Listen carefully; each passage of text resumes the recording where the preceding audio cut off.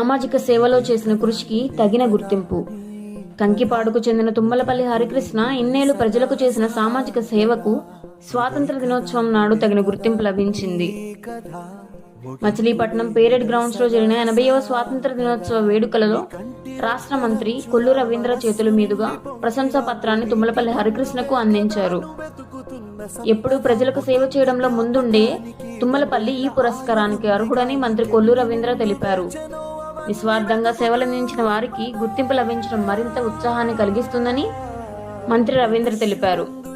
వారి సేవలను స్ఫూర్తిగా తీసుకుని మరెందరో సమాజ సేవలో ముందుకు రావాలని ఆకాంక్షించారు. కంకిపాడు నూతన పోలీస్ స్టేషన్ నిర్మాణంలో కీలక పాత్ర వహించిన తుమ్మలపల్లి హరికృష్ణను దుశ్శాలువాతో ఎస్పీ విద్యాసాగర్ నాయుడు సత్కరించారు. ప్రజలకు చేసిన సేవలను గుర్తించి తగిన గౌరవం అందించడం ఎంతో సంతోషాన్ని ఇస్తుందని హరికృష్ణ మీడియా ముఖంగా తెలియజేశారు.